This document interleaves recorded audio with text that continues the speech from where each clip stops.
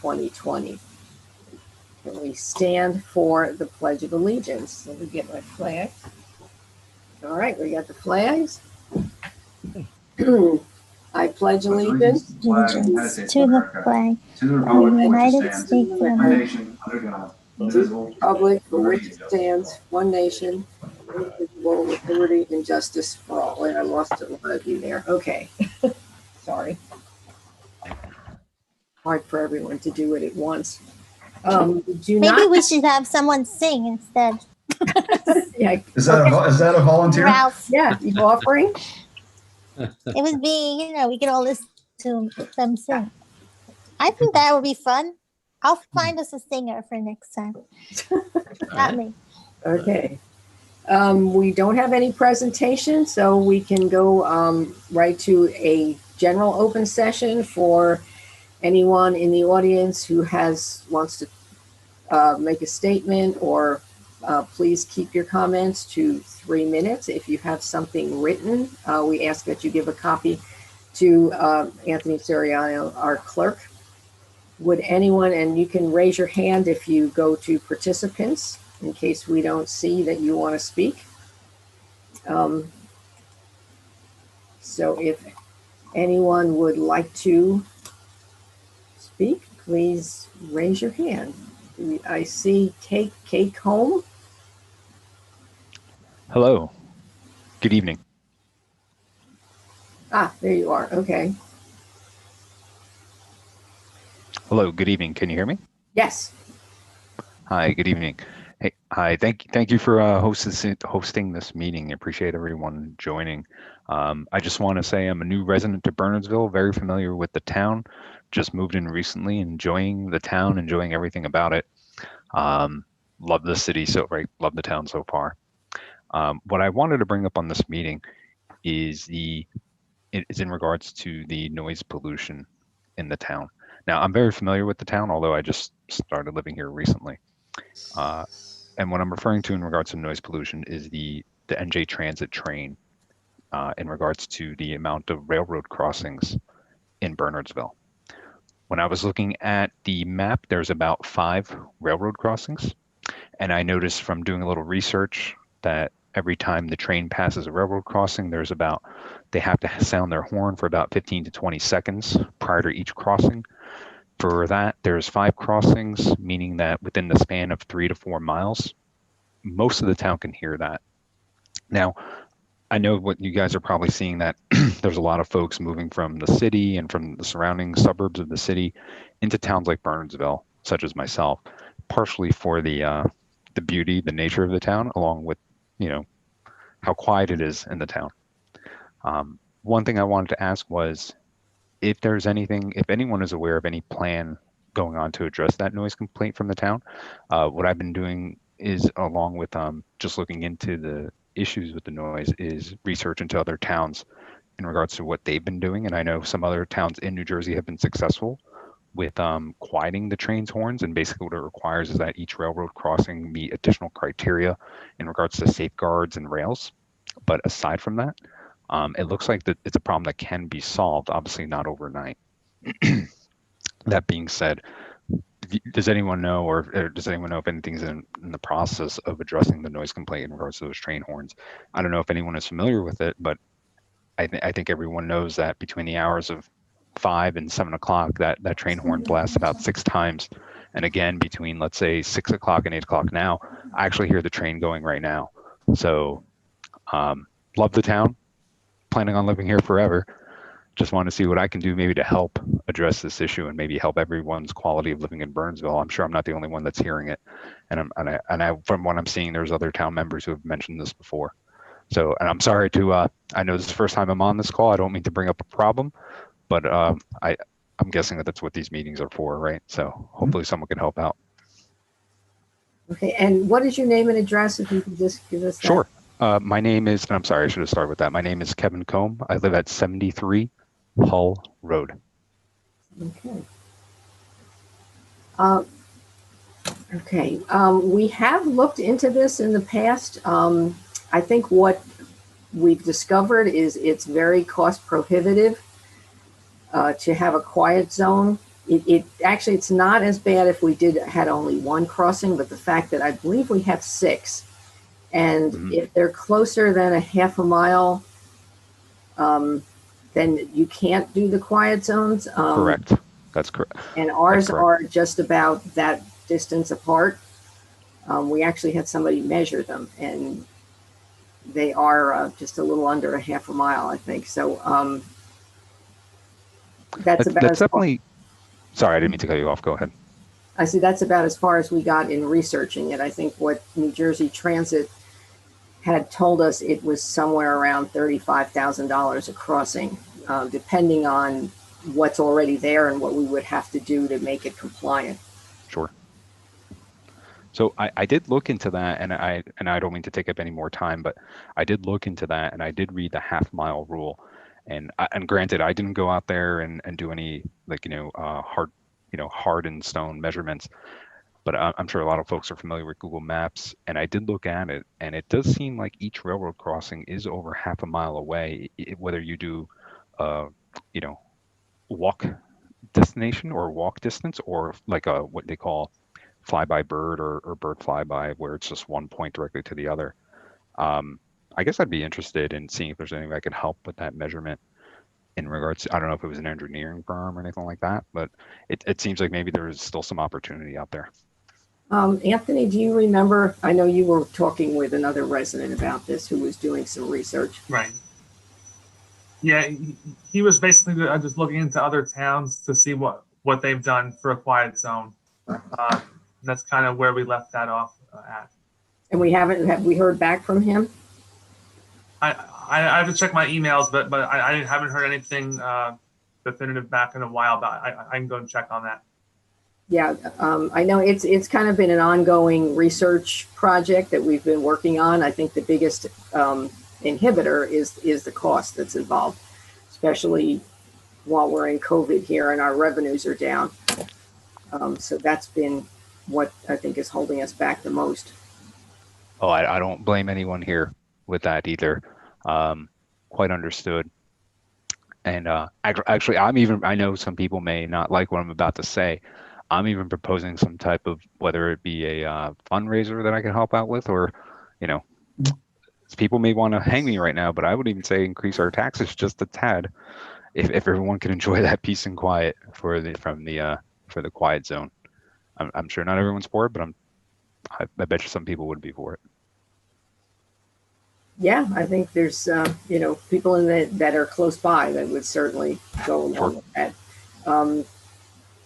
But what we can do is, we had one person who was doing the research. We can get back to him and see how far he got. I know he was looking at Montclair because they have done a couple of quiet zones, and see what's involved, how much it would cost for our particular crossings. Sure. And, we can always get the numbers. Absolutely. I know Westfield has done it. Is there, like I said, I'm not trying to just throw a problem here and, have someone else fix it. I'm new to the town, but I'm willing to participate and see if I could help in any way. I mean, obviously at the end of the day, yes, it's somewhat of a selfish reason, but I think it'd benefit not just myself, but, quite a few people in the town. Okay. Well, thank you for your input. If you could maybe give Anthony your email or phone number so that we Sure. can keep in touch with you. Absolutely. I can put Anthony's email in the chat, and then Kevin, you can pick it up from there if you want. Yeah. Perfect. You can Yeah, I appreciate that. Thank you. And then just give him your contact information so that we can follow up with you. Absolutely. Mr. Rushman or somebody Yeah. else who was doing the follow-up with Montclair or researching it? Because I know he was one of the original complainants.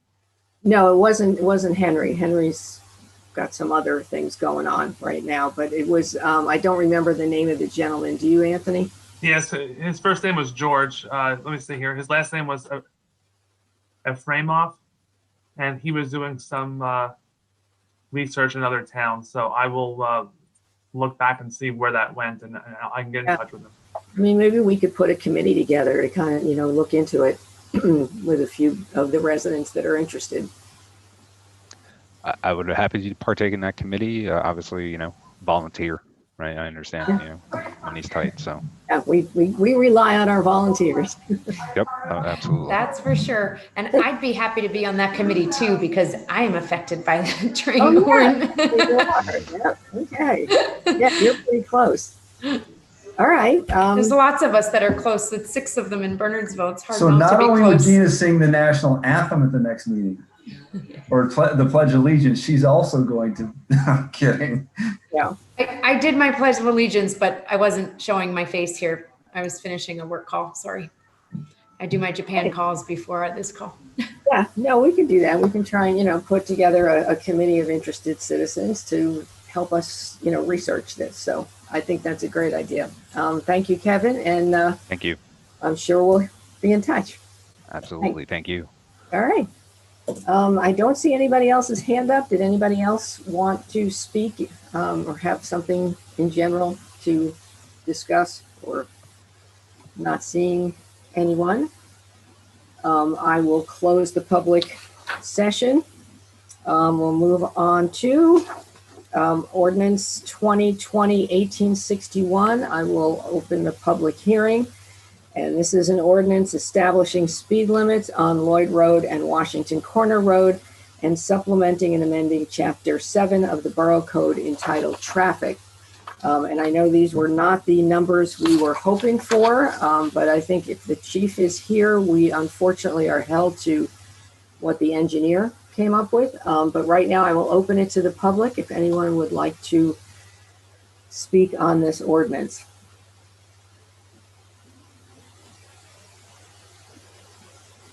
Hi, Mayor Knowles. This is Vincenza Valente. I'm at 5 Lloyd Road. Mm-hmm. Wanted to make a few statements. I first wanted to extend my gratitude to yourself, to Councilwoman Zamara, and to Chief Valentine for supporting the ask a few months back and conducting the surveys for us appropriately through the engineering firm. So very much appreciate the investment and the immediate effort in doing so. To your point, we definitely were in support of looking for a 25-mile-an-hour zone. We understand that the survey results are that, coupled with the survey of the road itself, are key elements that drive the decisioning. So I'm personally eager to see the speed limit get changed and have the signs updated. My one ask, which I know Chief Valentine is aware of, is that we continue to monitor the speed and the behavior of drivers as the speed limit changes to ensure that the road continues to stay safe for all of us and obviously for our children and anybody that travels on the road as well. But I just wanted to extend appreciation and thanks, and look forward to next steps once everything is approved and executed on. Okay, thank you. Did anyone else want to speak on this ordinance? Okay. Mr. Capernago would like to speak. There was someone who wants to talk here. Okay, Chris, are you there? I saw you. Where'd you go? Here I am. I just Okay. wanted to echo Vincenza's remarks and say that I'm quite grateful to the entire council for Chief Valentine for the attention that was given to us. It was very quick, swift, and incredibly appreciated by everyone in this community. So thank you. Great, thank you. Mayor. Oh, yes, Kevin, go ahead, Yeah. Chief. Yeah, so the residents were great to work with up there. We appreciate all of your input and your feedback. It was important to let the engineer know what all of our concerns were. I think this is a move in the right direction. We'll continue to monitor it. We'll continue to do speed enforcement up there. But as we move forward here, our first step is to get the new signage put up, get those electronic speed signs put up. I know John McDowell, our DPW manager, as well as Sergeant Kelly, were up there not too long ago making markings on the road, requesting utility markouts. As soon as those markouts are received, DPW will move forward as quickly as they can to get the new signs and things like that up. So hopefully we'll move along before the ground freezes and get all those up as quickly as possible. Great. Thanks so much, Chief. I think that was the only hands I saw. I think we're good. So I will close the public hearing. This is public works, so or safety. Maybe we'll do safety. Safety, yeah. Yeah, go ahead, Jeff. You want to move that? Yeah, let me just pull up the exact language here.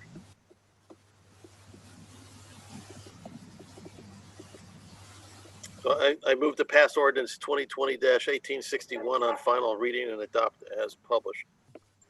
Or do I have to read the whole entire? I second. No, that's it. You're good. Roll call, please. Mr. Hammond, Yes. Ms. McCready, Yes. Mr. McQueen, Yes. Ms. Zamara, Yes. Okay, yeah, it's fine. I'm waiting for more names, but we're missing 2 people. Oh, that's right. I was waiting for the uprest as well. Yeah. Okay, I will open the hearing now on ordinance 2020-1862 concerning sump pumps and supplementing and amending Chapter 3 of the Borough Code entitled Police Regulations. Anyone wish to be heard on this ordinance?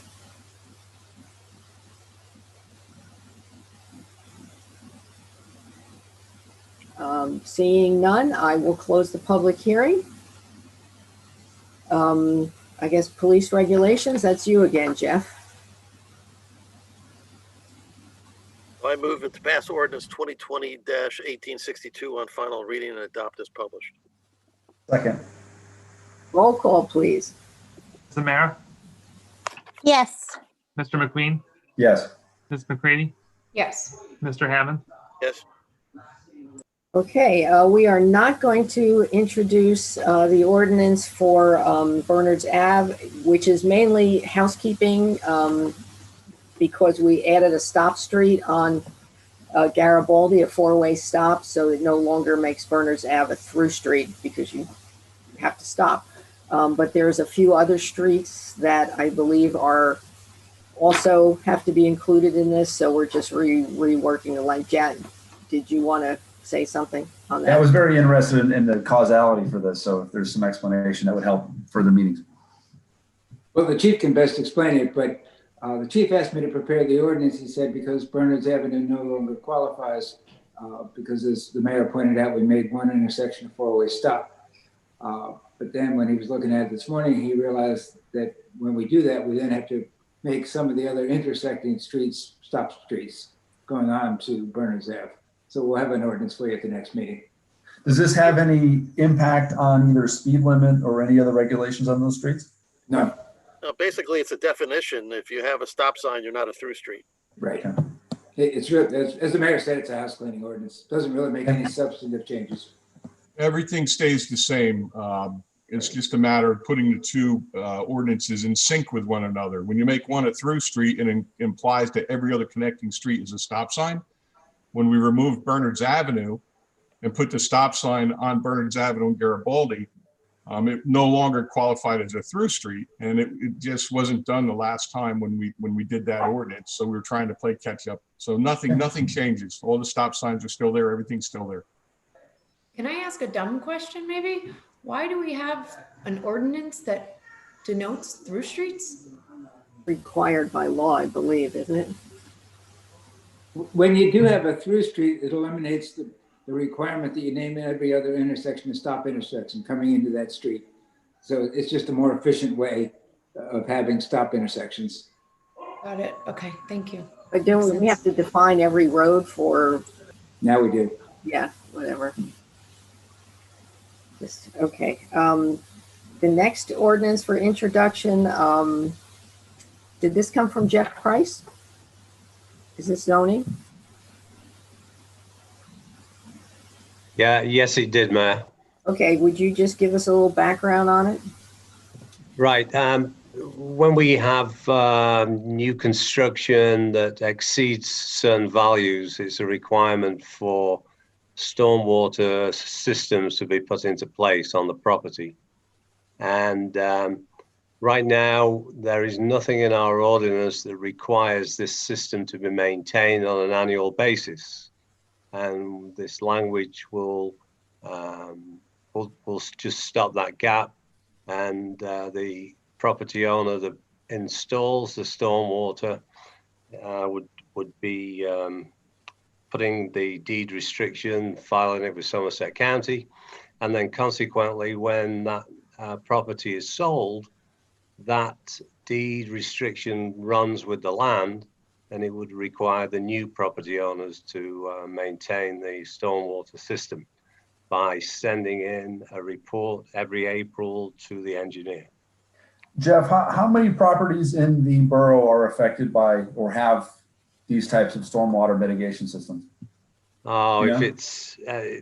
it's a number, 50, 75, 100. I mean, every time somebody puts an addition on their house that's over 500 square feet of new roof, or they put in a pool with a patio that's over 1,000 square feet of new impervious coverage, they automatically require a stormwater management design. And what's required in this annual report? Is it, does an inspector that does this? Is there a specific personnel that would do this? Well, if it's a big system for a commercial entity, then there has to be somebody with some certification that comes and cleans and inspects. What we're looking for residents who have this is for them to do it themselves. And we have a 2-page little operations and maintenance manual. They just check the boxes and send it in. It's not particularly difficult, but it just ensures that their system is working correctly. There's nothing blocking the system and it's overflowing. And we find that to be the most efficient way. However, we don't have any language right now to ensure that this is happening. Yeah. And it also doesn't impact the neighbors if they check it and do it properly, right? Right, correct. Yeah. Okay. So this is zoning. So Chad, would you like to move this? I'm not sure. To be honest, I'm not entirely sure that I mean, I get it for commercial properties. I'm not entirely sure that we need it. I mean, I can move it so we can have discussion. So I guess at this point, I will move ordinance 2020-1864 be passed on first reading. Or we actually passing for public hearing. Introduced by title, the whole. Okay. Yeah, I was looking at the actual ordinance itself. I move that ordinance 2020-1864 required recording deed declarations for private stormwater management facilities and supplementing and amending chapter 12 of the Borough Code entitled zoning be introduced and passed on first reading, published according to law, and that a public hearing be scheduled for a meeting beginning 7 p.m. Monday, November 23rd at 2020. I'll second. Okay, do you want to discuss it first before we vote? I mean, we can discuss it next week at public hearing if that's probably the appropriate place. Okay. All in favor? Chad, I can give you some more information on Thursday at the zoning housing meeting. Yeah, if you could put this on the agenda specifically, I think it'd be a very important discussion to have at the zoning meeting because we also have members of the public there as well. Will do. Okay. All in favor? Aye. Aye. Aye. Opposed? I think I heard all ayes. Okay. Resolutions. We have 2020-259 to 20-264. Are there any that you want to discuss separately? Not for myself. I'm going to say thank you to Rosalie for her generous donation. Thank you, Rosalie. I saw her. This isn't Thank the you. official thank you, Rosalie. This is for your donation to the 2020 garden. Yes, your donation. I don't think there's anything else on there that we need to pull off. No. Would somebody like to move resolution 2259 to 264? Yeah, I'll move resolutions 2259 through 2264. I'll second. Roll call, please. Mr. Hammond, Yes. Ms. McCready, Yes. Mr. McQueen, Yes. Ms. Zamara. Yes. Okay, and now I will turn it over to Johanna. Is it you that's going to do the honors? Okay. There you go. Good evening. I'm Johanna Wissinger. I'm chair of the Environmental Commission. And tonight I have the pleasure of reading a letter. This letter was addressed to Rosalie Valentine from the Environmental Commission. It was authored by Carrie Hazelton. She's one of our star writers. Carrie has been a long-time member of the Environmental Commission, and she's presently an advisor. It's our desire that the council and the public know of the profound appreciation we have for Rosalie's really outstanding contribution to the Environmental Commission and to the community. So I'll read her letter. Dear Rosie, looking back on your 20 years of service on the Environmental Commission, we find it impossible to enumerate the projects you spearheaded, advanced, and shepherded. While you prefer to toil in the background and never sought limelight, you frequently girdled your loins and literally stood up for woods and waters at council and board meetings. You were instrumental in drafting and championing 2 master plans and the well test ordinance, which came so very close to being passed. Through it all, you became a most respected voice at Borough Hall and were largely responsible for putting the commission on the map. In the conference room, we will have to toil on whatever detailed minutes you and your injection of humor into the off-dry proceedings. We will all have to work harder in the field without your skillful, energetic wielding of trowel and clipper, a smile perennial upon your face. Best of luck in your expanding role at APW and the new pursuits which spark your interest and stand to benefit your boundless enthusiasm. We love you and we will miss you mightily. Onward, signed, your friends at the Bernardsville Environmental Commission. I would just like to explain what APW is. I think it's important. It's African People and Wildlife. This is a community-driven conservation project in Tanzania. It's to protect big cats, lions, leopards, cheetah, but it also protects other wildlife like wild dogs, elephants, many more. Dr. Layli Lichtenfeld, Rosalie's daughter, is the co-founder. Through community education, innovative projects like living wolves that protect livestock from predators, and programs like women's beekeeping, APW is an important model and is positively impacting tens of thousands of people. It's remarkable. In fact, Layli was featured on a National Geographic program of outstanding women in the environment.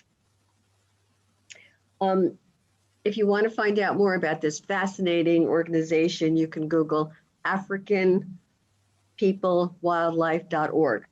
And in conclusion, finally, I would like to encourage, whenever it becomes safe, for everyone to visit the plaques of Bernardsville residents who have contributed to the environmental health of Bernardsville. You can find them in the Borough Hall downstairs. The latest plaque recognizes Rosalie, and it was designed and gifted by Tom Vos. He's our advisor for hydrogeology. And it features a beautiful monarch butterfly. Conservation of monarch butterflies is another passion of Rosalie. She's a registered butterfly byway Gordon. And I've seen her dining room table filled with containers of various stages of monarch butterflies that she nurtures. It's kind of fascinating. She reports to us, unfortunately, they are on a decline this year. And she has recently encouraged me to protect the milkweed in our community garden. So I know, although Rosalie will be focusing most of her time now on APW, which is laudable, I have a suspicion that she will continue to, in some way, she'll find a way to contribute to the environmental health of Bernardsville. Thank you for listening. Yes. Yeah. Applause there. Yes. Does the council have to agree with her going to APW? Because we probably wouldn't vote for that, you know? No. He's No. leaving us. I definitely don't want it. Yeah, but I appreciate it. Yeah. Yeah. I remember. She's also picks up the most litter every year at the Raritan Headwaters stream cleanup, and she always makes sure to show me her collection. And she takes real pride in our community. She's Yes, very she's special. not afraid to get in those streams there with her boots on and yeah. I can tell you stories. Yeah. And get dirty. Yeah. I remember Laylee and my son went to nursery school together many years ago. You remember that, Rosalie? Yes, right? Well, thank you so much for all you do. And we hope you will continue, because we love having people, our volunteers, you know, that give so much of themselves. Did you want to say something, Rosalie? Yeah, I'd just like to say thank you all so much. I can't talk. I'm so full of pride, and thank you. Love it. Love this town. That's it. Thank you. No, that's good. Thank you. Okay. I don't know, Carrie, did you want to add anything? You already wrote that beautiful letter, but. Oh, I'm a little teary, but thank you, Rosie, for everything. Next week, let's go out on some kind of a work detail. Get your boots on. There you go. I'm ready. She's always ready. Thank you all. I don't see, is the person here for the flower market? I know we have the. I don't. Yeah, I think so. Yes. Ah, there you are. Hi there. Sorry. So we had your letter. You were talking about a flower market in April and May, possibly at the train station, which is when the farmer's market is not there. And I think those are the 2 months we're not there.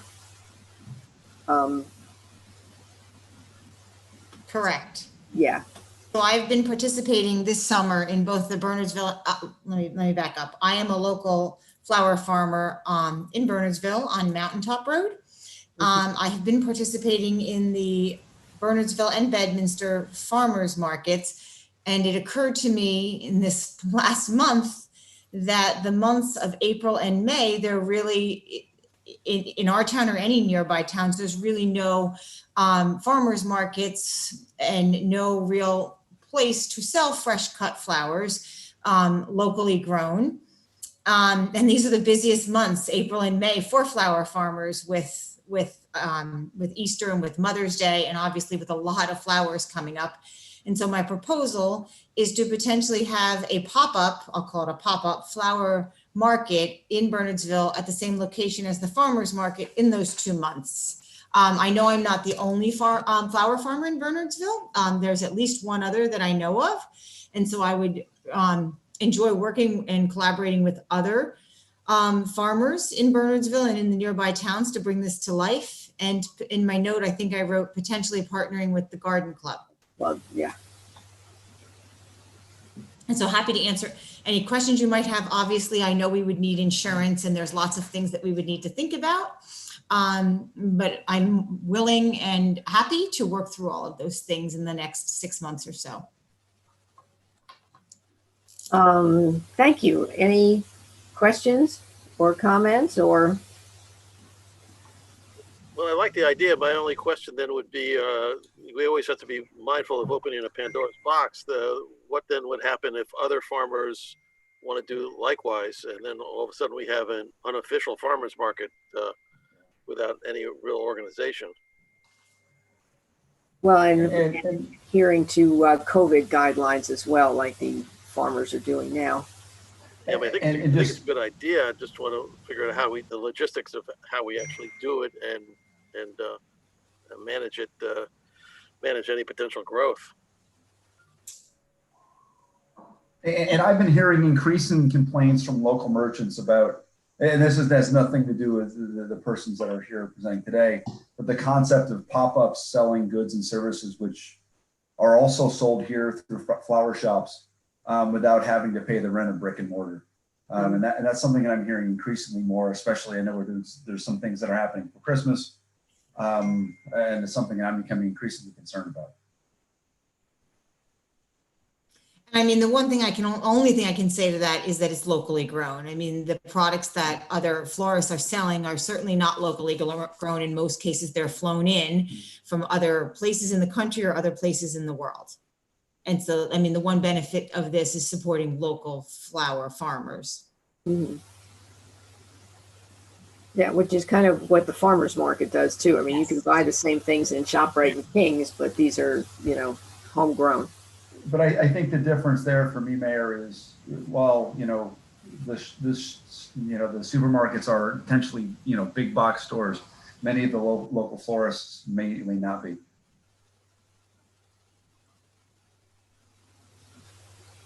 And I actually, Chad, sell my product to our local florists as well. I don't know if that changes anything. I'm just I'm not sure it does. I'm not sure exactly how I would go in it. I'm just mentioning that this is an increasing concern that I'm hearing from a variety of our local merchants that have, that pay rent and have brick and mortar here in town.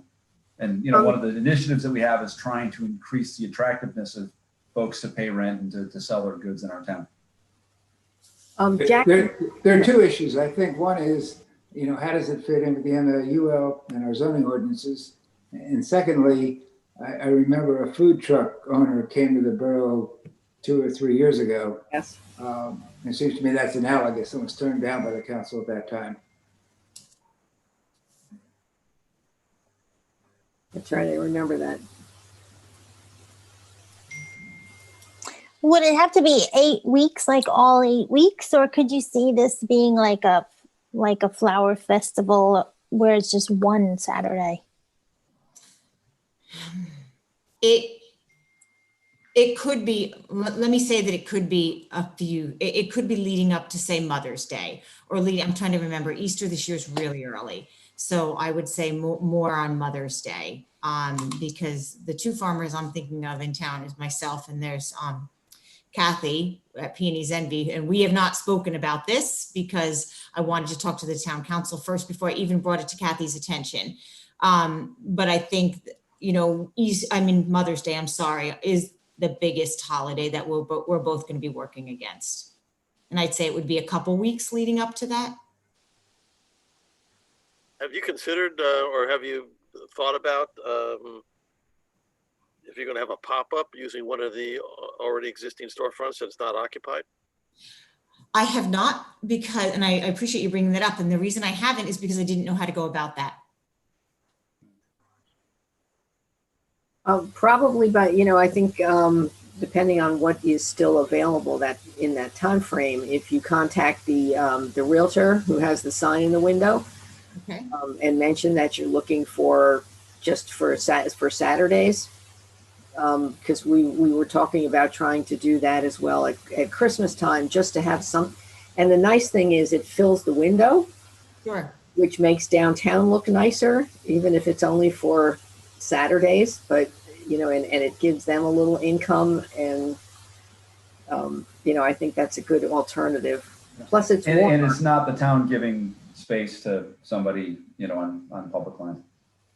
Sure. The only challenge with that is it's hard to have that conversation now for something in April, but I'm sure it's worth beginning the conversation. Yeah, and I think there's a number of empty spaces. So if one isn't working out, maybe another one can.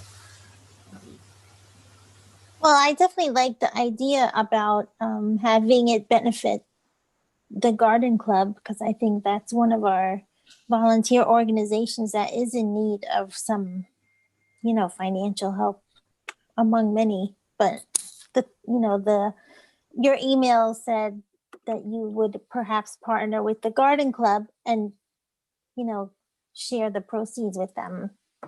Yeah, my thinking was that the way that, any of us who are vendors at the farmer's market, we pay a fee, of course, to be at the farmer's market every week. And so the idea here was that myself and any other vendor who would be working or selling product at this flower market would do the same thing, but it would go to the garden club. The garden club in turn then uses those funds to do their work in beautifying the town. And so that it's something that's sort of in the community for the community. That was my approach to this.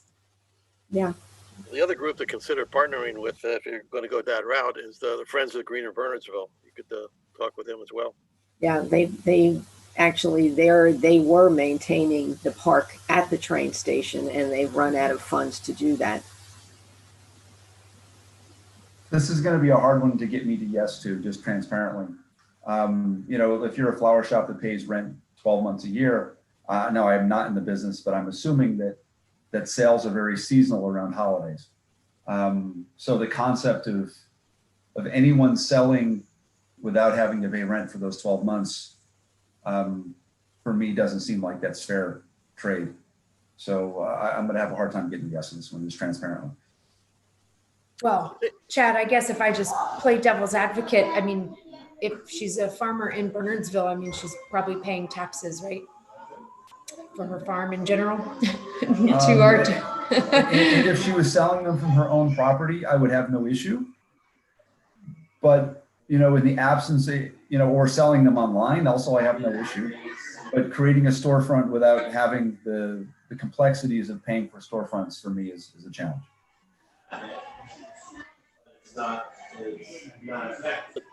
Okay. I do have to agree just you know, a bit with Chad, in the sense that you know, one of the histories of farmers markets is they do meet resistance within each community when they get started up, because of the fear that they will siphon off business from existing businesses in town, and that you end up cannibalizing you know, that market. So you know, that's a real hurdle to overcome. And so I think we have to be careful when in essence, what we're doing is expanding that farmer market, that we are not alienating our own merchants.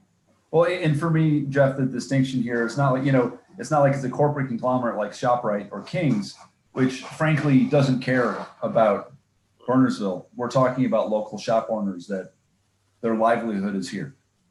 And I think Mr. Pigeon was right. I mean, I remember that discussion about the food truck that we had a couple of years ago, and you know, it was very analogous to this. I'd like to be able to see this happen. You know, I'd like to have it thought out and come up with a real plan, because I don't want to say no to it either. I want to figure out the best way to maybe help you out and get this done, and help out the town at the same time. And don't get me wrong, Jeff, if the local flower shop owners were enthusiastically in support of it, I would also be, but I'm guessing that that's not going to be the case. I mean, we have flower sales at the current farmers market. So I don't know, I'm a little torn, because you know, we have this going on already that we allow. Yeah, I don't know. Yeah, in my mind, it was an extension of time frame of what's already happening at the farmers market, which happens, you know, from June to November. It's pulling it forward 2 months in April and May. Well, I mean, But and I know transparently, that there's that going pull to be forward was primarily, it sounds like, for the Mother's Day and those holidays, which are very seasonally important. Yeah, I mean, but we're also, I'm sure we're going to see the extension request for the winter market as well. Yeah, this is a challenge. This is a hard one. Yeah. Yeah, that was my other question, because I could also sign up to be a vendor at the winter market, which would be no different. And that's what, are they doing that January to March? Is that what they requested for the winter market? I couldn't remember, but yeah, so that leaves it undone. Yeah. And the flower shops are Laura Claire, and what else? There's the other one on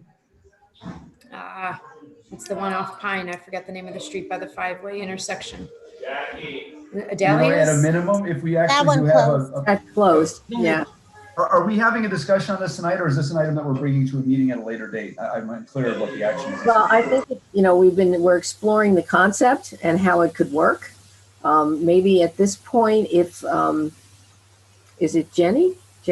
Annette, it's the way my name comes up. I'm sorry, my name's Annette. Oh, okay. I don't know why it comes up that way. Maybe if you could, you know, like do a little more research into how many florists you were thinking of, how many farms, maybe cutting down the schedule a little bit, getting some feedback from the garden club and see if they're, I know you reached out to Leslie. I'm not sure. Yeah, she didn't answer me. She's gotten back to you. So maybe, if they're, and maybe come back to us with a little more solid information. In the meantime, we can talk about it amongst ourselves and see where we are, and also explore possible storefronts if that's a second option.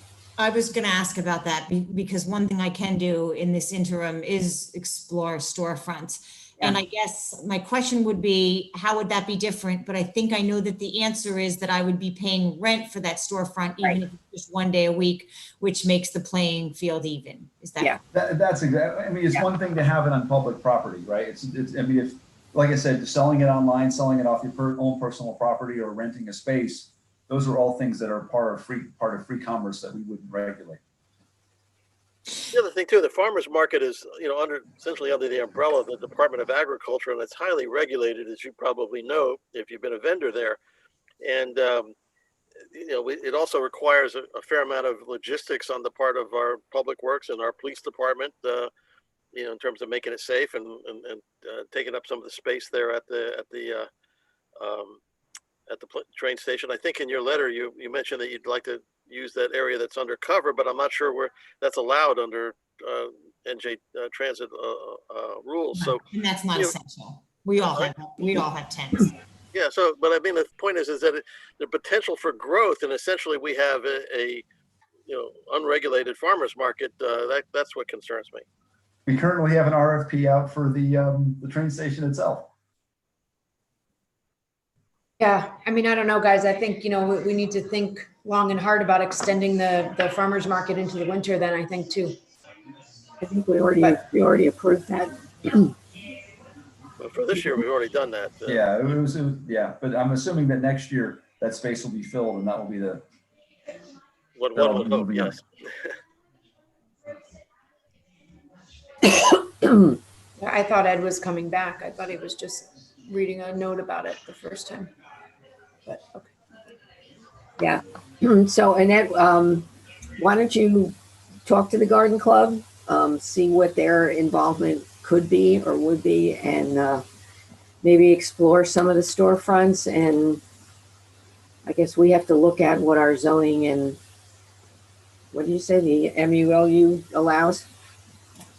MLUL. I always get that backwards. Will do. Yes, I know what I need to do. Okay. Okay. Yes. Yep. But Thank you for your time. For coming up with some good ideas. Thank you. Thank you. Yeah. I mean, and maybe talking to Laura Claire as well, if they're the only business in town with that storefront. Yeah, because I do sell product to Laura. And if they don't have issue, my issues go away very quick. It's funny because Laura Claire always asks me, so how is the farmer's market today? Like, she knows I'm there. She knows I sell product. I think it's a different customer, frankly. Yeah, it could be. Yes. Yep. She might even want to host something like that. I was That's thinking exactly the right. same, that maybe she And would then want she to would get more create the people. storefront. Yeah. Yep. Yeah, If it's happy a to. win-win for them, I'm in. Well, I'm sorry, Chad? I said, if it's a win-win for them, I'm in. So, it's a sensitive time right now where we're trying to rebuild commerce in our downtown. So we have to be very careful in how we thread that needle. And I have no problem working with Laura Claire to come up with a plan and an idea that Right. works for both of us.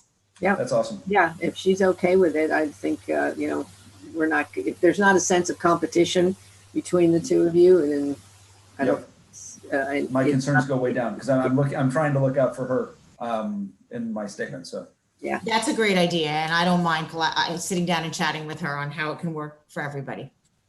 okay. But just to be cautious. I mean, Chad, even if that were to be the case and Laura Claire is not objecting to it, we still have to make sure that we're not opening up the possibility that other products want to have pop-ups like that as well. Also agree. Yeah. And I was thinking more by her talking with Laura that maybe she could, use her space on those Saturdays and market that way and be at Laura Claire. and again, bring people to her. And again, if it's a different, But there are, like, that's right by, or it's part of the Palmer building, you know, and there's empty stores in the Palmer building. There's, be right next to it, so. Or maybe Laura Claire would participate in the market, you know, like maybe that would help her too. Also, I have no intention here of competing with Laura Claire. She supports my business. She buys flowers from me. I wouldn't want to do anything. In fact, she's probably my best customer. So I wouldn't do anything that would infringe upon her business or make her unhappy or uncomfortable. Right. All right. Well, we look forward to seeing what you find out and where we can go from here. And we'll keep talking about the whole concept of pop-ups and what they mean for. Okay. downtown. Thanks so much. Thank you. Thank you, Annette. Okay, Ralph, you're up. You're on mute. You have to unmute. Okay. Kevin said that to Ralph. Hey, Ralph. Hi, how you doing, Chad? Okay, 2 weeks ago, we had Lisa Barry Quick with us and the council discussed a number of different facets of the diversity policy that we're trying to put together. And Lisa took the guidance and to change a few things in her proposal based on the discussion. And she came back to us with another one-page document that did change some things. And it's really located in the next to the last paragraph in the document that was sent home with you. And I had Anthony color up that, highlight that portion of the document. So if anyone needs to take a look at that, Anthony can put that up on the screen. And, and it's up for discussion again as to what, how Lisa interpreted your instructions and put them to paper. And we'll go from there after, I don't know if it'll be complete for you to vote on, certainly not tonight, but if there are any other changes or any other directions you want to go, we'll give Lisa the instructions and we'll be back to you in 2 weeks. So Anthony, maybe you can put that up for the council. I didn't see anything highlighted in that. Was there something highlighted? Yeah, I mean, I see changes to sentence 3. I didn't see anything highlighted either, and I thought that was just because Anthony and I highlighted it, and we're gonna put it up for you now. That's what I was, Anthony, if you can. Oh, this was just the policy. So is he putting up the one-page document? Right up a little bit or down. Oh, yeah, that's what we have. It's this paragraph right here. Yeah, there you go. Oh. Yeah. That's it. Thanks, Anthony. Sure.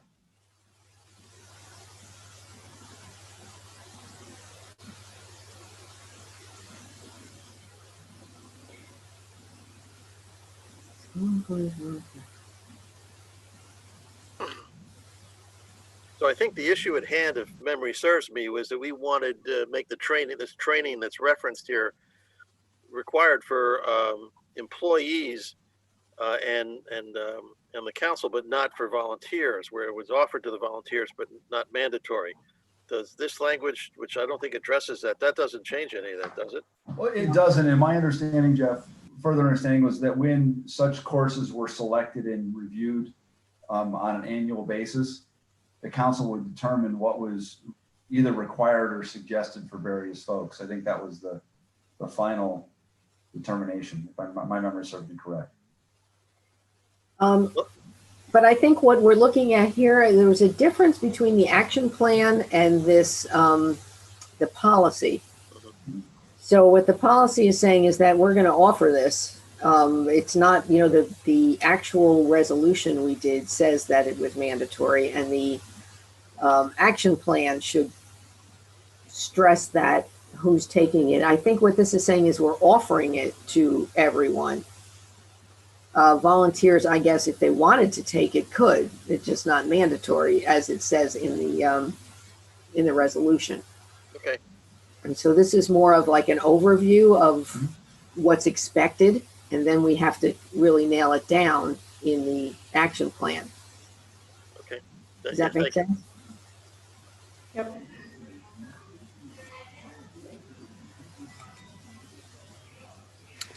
There was one thing that I saw that was in the, if you go back up to the top, not the highlighted paragraph, the third paragraph from the top, that first sentence, I think there was some editing done and it doesn't make sense. Yeah, you're the right. So I think we tried to remove the fact that we were going to, it says, yeah. yeah. And then there's an apostrophe there. So I'm not sure what that's supposed to say. Okay, well, I think it's just the borough prioritizes embracing and encouraging the differences. Yes. And take Yeah. out the hour and the apostrophe. Yeah. okay, we'll address that. Yeah. Or just take out the word "the" and the apostrophe, so it says "our differences." They would work Oh, either right. way. Yeah, that's probably better. Mhm. I like that better. Okay. Okay, so what's the next step, Ralph, is now to kind of get the action plan and come up with the training program that we need to find? Right, and we'll make that grammatical change there. And it sounds to me like the highlighted paragraph, there is agreement with your explanation, Mayor, and to leave that as is. Yeah, I think it's more the concept. Okay. Okay. And then, in the action plan, we'll say specifically who's taking what courses, what's offered, how you get it, how you sign up, when you have to get it done by. Okay. All of the drill down stuff. Good. Thank you. Okay. Fine. All right. Good. Right. Thank you very much. Forward to the next step. Outdoor dining. Mr. Price, you're here. Yes. Thank you for bringing this to us so quickly to get us, now that the state has pulled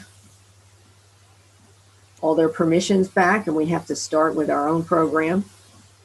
That's right. And with the new downtown zoning ordinance being in place, I created that permit that you saw based on the language in the ordinance as approved. And if it's good for you, I did do some adjustment in the permit price. I got $500 in there for review of the drawings, the plans that come with the permit, because they would need to be approved not only by me but also by our engineering professional. So that money is for his review and consequently probably an inspection once the outdoor dining is in place. And that's for planter location or any bollards or any vehicle protection that would be required depending on where this outdoor dining is. Jeff, I have a question if I could. Yes, sir. I know that, I think it was just last meeting, it might have been two before, they all sort of blur together. We just passed the new zoning resolutions that had the new outdoor dining regulations in them. Correct. Do we need another temporary ordinance like this, or are they now all governed under the new one, which I thought took care of most of these issues? Well, yeah, this isn't an ordinance. This is for somebody to apply for outdoor dining. But I guess what I'm saying is, with the new zoning, isn't it currently permitted? But they apply. Yeah, yes, it is. But how do we know that a restaurateur is building it the way that the ordinance says so? No. I guess maybe I'm not asking the question clearly. So this here is an extension of the COVID resolution that we passed months ago, right? I think it was in June. Well, right? this essentially replaces that. Well, but that's okay. So I think we're saying the same things differently. Okay. This new application will be in line with the new zoning ordinance, which will allow permanent seasonal outdoor dining. I think that's a true statement. I'm mixing different things here. Right. Is that true? Right. Yeah. Yes. I think the confusion is from the fact that the memo is from the chief. That's the liquor license thing. Right. Right. And then it leads into the application. Yeah, that is exactly right. Because the letter from the chief says, expansion until March, does the borough want to modify our outdoor dining permits to be in line with the new state regulations? Yeah, so that's about being able to serve liquor from inside to outside, right? Thank you, Jack, for saving me from looking like a fool. No, I did the same thing. So because I couldn't understand why we were doing an extension when it's now okay by zoning. So we're good. Right, I think that was about the serving alcohol outside. They extended that for a $10 fee or whatever it was. Yes. Right. That was what the state did. So this is really the new permit now that you need to go along with the new regulations. Yes. And I think this is wonderful. Yeah. I know. Go ahead. I'm sorry. Would this be for? It says permanent seasonal outdoor dining. So how long does it last once they get the permit? Well, it's probably weather dependent, but because there's no permanent structure that's going to be wrapped around this outdoor dining. As soon as they start putting in a structure that's there 12 months a year, then that becomes a permanent outdoor dining, which would require site plan approval by the planning board. So do they have to reapply every year after they take it down and go back inside? Now they want to do it again next year. Do they have to reapply? My gut feeling says yes, unless they say it's going to be exactly the same as last year. Then there could be just a modest permit fee or no charge at all. Okay. Can you think through that issue, Jeff? Because I think that's where Councilwoman Zamara was going. I think it's something that should be part of this final piece for what a reapplication would mean. Well, yeah, I could certainly add that to this permit. That annual permits will be required if the layout is the same. Then there's just a modest permit fee. There'll be no engineering review. Yeah, I think that's fair. I think that's, yeah. I mean, because they're going to be investing a lot of money in something that, I mean, most people want to keep it, COVID or not. You know, we want to have this continue. I would have the expectation that nobody's going to want to see this to go away. So it's going to become permanent one way or another. We'd have to rechange the zoning again. And I don't think we want to go back down that path. Do we, Dr. Hammond? Well, what do we define seasonal? Realistic. What does seasonal mean? Like, is there a point at which it's got to go away? Like if it's a tent and it's not going to hold snow, or, you know, what? How do you decide the end of the season? Well, at that point, the Uniform Construction Code kicks in. Okay. And there's certain requirements if a tent's up. I think it's past December 1st. Yeah, I don't think we made a definition of seasonal in the zoning. I don't want to misspeak, but I do not remember a discussion in regards to. Yeah, but if it's in the law, if it's in the building code, then we don't have to put it in our zoning. Correct. Jeff, are you also the zoning person in Pluckerman? No. Pluckerman is part of Bedminster, but no. Used to be. I only asked because there's an article today in the newspaper about them getting approval from Bedminster to have their outdoor dining permanent. This is the Pluckerman Inn you're talking about. Yes. Yeah, I am aware of that, but I have no dealings with it, but I know they're doing that. Well, then maybe they've actually built something. Well, it sounds like from the article they built something, you know, that's more similar to what some locals have seen at Washington House too. Yeah, they actually have a heated floor and the whole construction thing out there. I mean, Right. if somebody were to want to do that, I'd like to, let them make it permanent because that's a big investment. But it would have to go through the planning board, yes? Yeah, that's Yeah. right. It would have to go that route because the planning board are charged with site plan approvals. Yeah. And when it's permanent, it's there for a while. So Jeff, I have not gone through this line by line as comparison to what we recently passed. I'm assuming that this language was pulled all directly from there. Right, cut and paste. Good. So I have no issues with this going forward. So if you can just add the piece about renewal that we talked about, I think that would be a wrap. Yeah. Okay, I will certainly do that. All right, great. Thank you so much. All right, thank you. Best practices. Ralph, you up on that one? Tell us why Yes, we need to do this. Yes, yeah, this is done annually. I think like I said, I think earlier, 12 to 14 years doing this. The questions that come each year, they try to change them. They try to expand things. And, I was saying earlier, like, I don't think some council people were on, but that there's times when to answer the question truthfully, if there's 2 or 3 different sections of it, you need to say yes, that you do all of them. So some of them that we did not say yes to, we did have components of those questions, but we did not have all the components. So we answered them no. But we review them as we go along moving forward until next year. And we'll add what we can. There's certainly a lot of things with cybersecurity that we need to do a little more. There are some financial documents that can be distributed.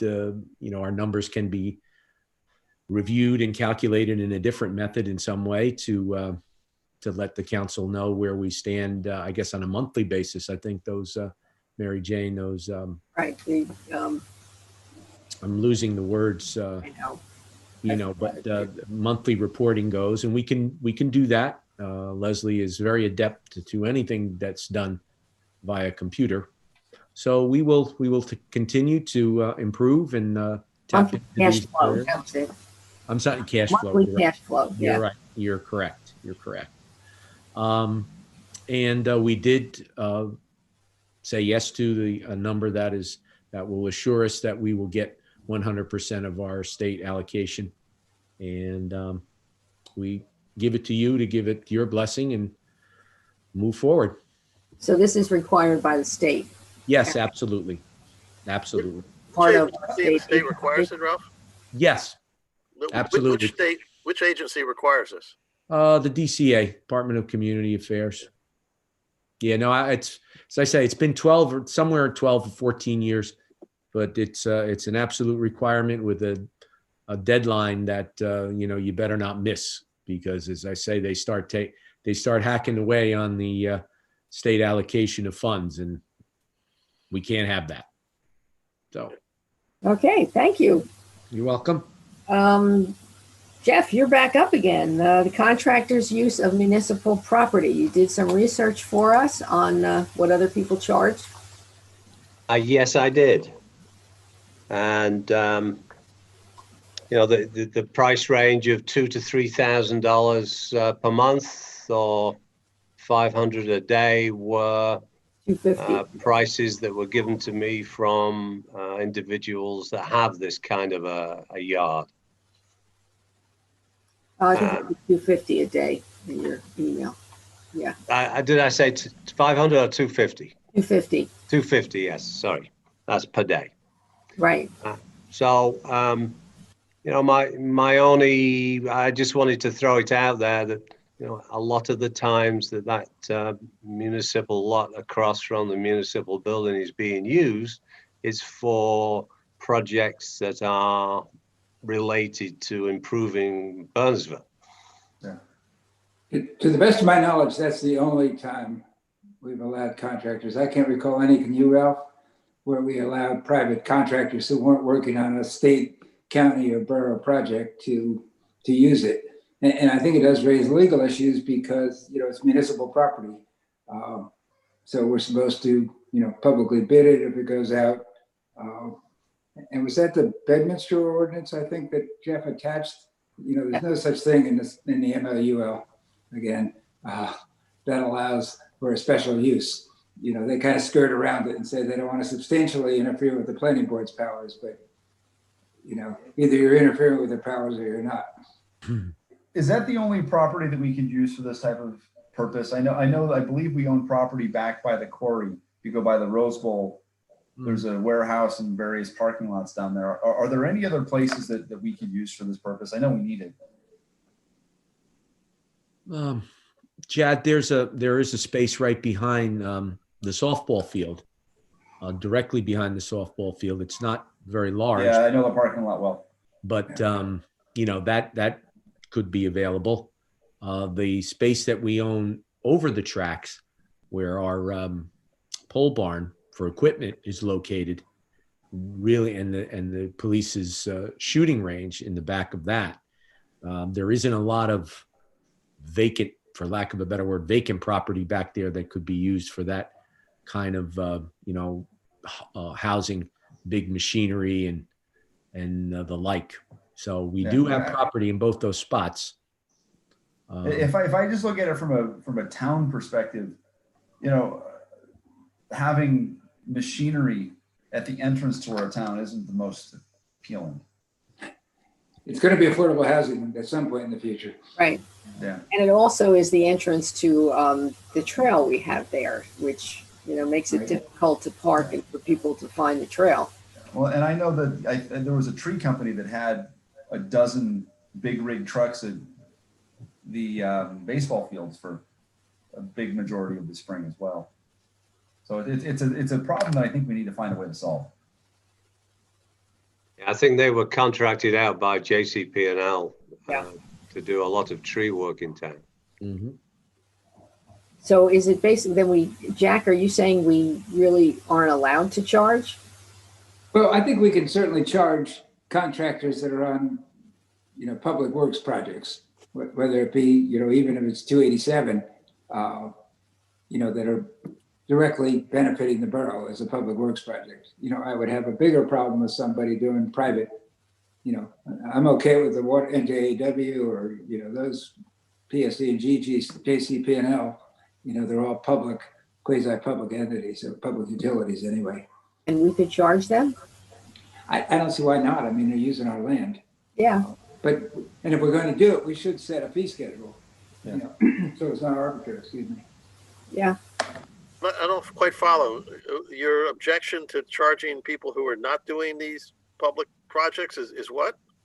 No, I'm opposed to our renting it out to people who aren't doing public projects. Because if you rent out public land, you're supposed to do it through a public bidding process. Okay, but I thought that was over a certain amount, but I guess that's not true. Well, there are certain amounts in public contracts, but under the local lands and buildings law, there's no minimum amount. You have to determine the land is no longer needed for public use and then have some kind of public process. But you're saying that's never happened anyway. We've never had a private contractor ask to use that property. It's always been something related to a public works. Yeah, not to my recollection. Maybe I remember that happening once where a private builder put like a prefabricated home on that land. That is correct. That was you're right. That was the only time. And we didn't charge them because they got permission or whatever. Well, no, we got them out of there as quickly as we could. Right. Was It was that done over the weekend. That was a local. Didn't they move in without asking first? Yes, that's correct. Also, that's why. So the council didn't approve it in advance. That is correct. They showed up and they were there. That is correct. But I do agree with Councilman McQueen. It's unsightly, and it's not something I would like to promote, particularly since at sometime in the future it's not going to be available. It'll be housing. If I'm not quite sure why we're not requiring people to use the land we have in the quarry. Because it's not really vacant, I think, is the problem. There's a couple of trailers there and some other stuff. Well, are the trailers ours? Do they belong there? I mean, Or I think one is police storage, I believe. I don't know what. the Yeah, other- there's two pieces of property. There's a small parking lot behind the baseball field or the softball field before you go over the tracks. And that is normally vacant other than when there's baseball games going on or softball games going on, there's parking there. But the property over the tracks is where as I said, our pole barn, where we store equipment there. And then the police have trailers back there. We've got the shooting range back there. And they're just really, it's a very narrow strip of land. I don't know the exact dimensions, but it's very narrow. And there really isn't a lot of space for some of the big machines that are used in the parking lot across from Borough, not across from Borough Hall, but the space that we're talking about on 202. Ralph, what would happen? Let's just say that there's a house where those are currently stored. In that circumstances, what would people do?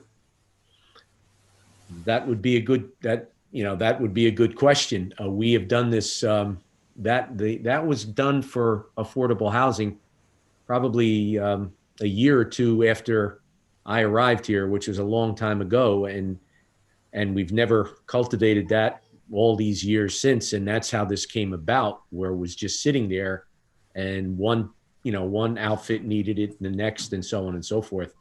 Another thing that we use that property for, and again, we won't be able to use it, but it will be an issue for the borough itself, is that when we have heavy snowfalls, we go out at night. The road department goes out at night and works all night and clears the downtown for shoppers. Overnight, the snow that's been piled up from the plowing in front of the stores all the way up the corridor there is just disappears, and it's all put in that lot by our loader. And that is going to be an issue when those houses arrive. I don't have an answer for you at this point in time, but when that property is not used for what we do now and for what we do with the snow, that's gonna be an issue. Well, but if you could use the piece of property behind the Rose Bowl during snow season, because they're not parking. We could, except that we fill up. It depends on how much. If there's enough snow that we have to take it out of downtown because people can't park their cars and get out and get to the stores, then it fills up that whole parking space. It fills up the whole lot where we are. It certainly would fill up in the back there rather quickly. And again, and plus you've got the situation where it's all going to melt, and then it's all going to dump into that stream that's there. That's true too. Thank you, Jeff. That's true, because it's environmentally good. But is it our responsibility to provide space for contractors, or is it theirs to figure out how they have to do it? That's my thought too, Mayor. It's the latter, right, Jeff? Right. So it's not, we don't have to offer them anything. No, we do not. We do not. But as Jeff pointed out earlier, my inclination is we put the fee structure in place. However, I'm not going to encourage, and I actually may, going forward, discourage and vote against putting any commercial machinery there. So I think that the general plan that we have is to beautify this town, not to. I support that. Good point. Yeah. What if they went, let's say they came and said, we need somewhere to put our machines, and hypothetically we have a house there and, we don't have any borough property. Could they go to the school and ask to use the high school parking lot, or or they just don't put their stuff here? Well, they could certainly rent. They could actually rent the parking lot that the fire station owns, across from the fire station. They could go ask anybody to rent their space. I understand that in the quarry, there's a lot of different spaces for rent. Private places. Yeah, that's private. They could pay for it. Yeah. I think in normal towns, that's probably what's happening if they don't have the space, which we theoretically won't in the next few years. Yep. True. And there's nothing. Every time I drive by there, I notice, and I'm sure that other residents do as well. Yeah, it's not attractive. It really isn't. And it especially wasn't when they were using Kiwanis. I mean, I was don't think so we angry should be about that. branding that again. No, we got them out of there. Yeah, I was so, especially we started having games and we were fighting with tree cutters. It was terrible. Yeah, I mean, it was the same for the basketball courts, you know, when the American Water Company was using over there. It looks terrible, which is Yep. why I said we should, you know, at least if we're gonna let them use our property, it's gonna be unsightly, at least we should make some money from it. Yeah. Well, that's the thing. I think we keep the opportunity if there's really no other choice and they're saying that we have to do it, fine, you can pay us $3,000 a month. But my initial reaction would be that to move against it. Yeah, they're using the church property down by Mount Harmony and where Pill Hill comes out before the train tracks, that church that's on the corner there. Yeah, they're using it now, yeah. Right, it's the same project. They've just got some equipment at the church and our lot for the gravel and the spoils that come out of the trench. Well, I think, you know, I agree with Councilwoman McCready. I think in the short term, we're having cash flow problems because of issues related to COVID. We might as well start charging them now, but I think it's not something that we can let them know. It's not going to be a long-term solution for them. Right, and not to open a wound here, but you know the Allwood property is where this originated, and we got it out of there for the night work, and I really don't want to see it come back there. No. So in the meantime, when we still have this property, if there's a situation like that, we should, you know, maybe it's worth it to then to have a fee schedule in place with the idea that this is not going to be permanent. I mean, really, we moved them out of a place that they were paying rent and then gave them land for free. That's kind of Right. productive. Correct. So can we put a fee schedule in place, but each time someone requests it, we have to really consider whether it's worth it. I think that's exactly the idea, man. Okay. All right. Do we like your numbers? We like Jeff's numbers, 250 a day? Numbers. Okay. Yep. Yeah, I was gonna ask where they came from. Did you look at other towns that do this, Jeff, or? No, I talk to individuals that own properties like this in Bernardsville. Oh, okay. With the question, what do you charge for this kind of activity in your yard? And those are the numbers that came out. So Jeff, with that in mind, should we just be referring these types of situations to those individuals? I can certainly ask that question. Would they be interested in taking on? Have they got any room in their yard for it? Yes. It may be a zoning violation. Yeah. Oh, come on. I've got to wear another hat then when I do that. I'm a real stick in the mud, I know it. Well, I don't think it doesn't hurt to have a fee schedule in place. It does not. It doesn't mean we have to ever use it, but Agreed it's completely. worth to have it, I think. Yep. Yeah. We need to vote on it. I think we're all in agreement that we'd like to have a fee schedule, and it sounds like the fee schedule that Jeff Price has come up with is consistent with the fair market value. So I don't see any reason not to move ahead on that. I agree. Do we need a resolution, Jack? Yeah, we'll need a resolution. I think what we should do is amend the annual fee resolution that we adopt. You know, that way it'll all be in one place and it will get renewed every year. Okay. So does that have, I'm guessing that whole resolution needs to come back to us then, Jack? Next meeting? Well, I think we could do it tonight by motion and move to amend the fee schedule. I'm not sure what resolution number it was, Anthony, by adding these fees to it, as set forth in Jeff's memo. Do we know what resolution? Afterwards, that's fine.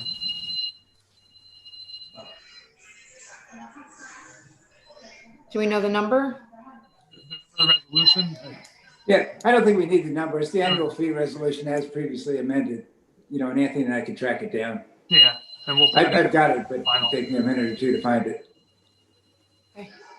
Okay. Okay, so Who I'll would like to move, that? yeah, I'll move to amend whatever resolution Jack said. The annual fee resolution. The annual fee resolution, to add the contractor's use on municipal property fee structure. I'll second it.